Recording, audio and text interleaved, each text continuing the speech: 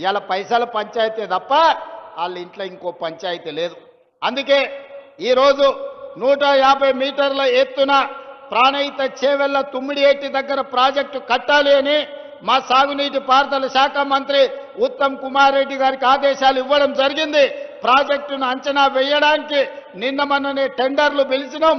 దీనికి సంబంధించి తొందరలోనే ఆదిలాబాద్ జిల్లా వ్యవసాయ భూములకు మీ గోదావరి జలాలను తరలించి ప్రతి ఎకరాకు నీళ్లు ఇవ్వాలి అన్న లక్ష్యంతో తుమ్మిడియేటి దగ్గర ప్రాణహిత చేవెళ్ల ప్రాజెక్టును మళ్ళీ కడతాం.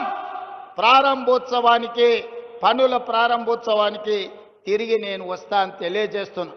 ఆనాటి నిర్లక్ష్యాన్ని సరిదిద్ది ఈనాటి ఆదిలాబాదుకు సాగునీరును అందించి ఈ ప్రాంత రైతాంగాన్ని ఆదుకునే బాధ్యత ప్రజాపాలన ఇందిరమ్మ రాజ్యం తీసుకుంటది. దానికి మా ఎంపీ గారు ఎమ్మెల్యే గారి సహకారం, పక్కనున్న మహారాష్ట్రలో బీజేపీ ప్రభుత్వం ఉంది. మా మిత్రులకు పెద్ద ఎత్తున ఢిల్లీలో పరపతి ఉంది. వాళ్ళ పరపతి కొంత వాడితే మన ప్రాజెక్టులకు అనుమతి వస్తుంది.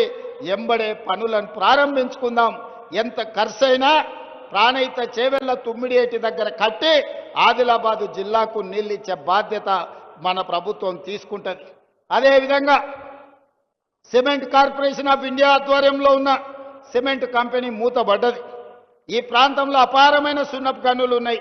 ఇక్కడ సిమెంట్ కంపెనీ పెడితే బ్రహ్మాండంగా నడుస్తుంది.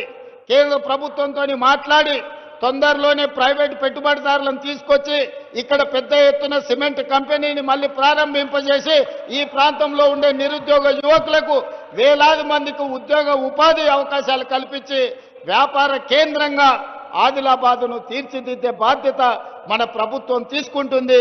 మీకు సిమెంట్ పరిశ్రమను ప్రారంభించే విధంగా మన ప్రభుత్వం చర్యలు చేపడుతుంది.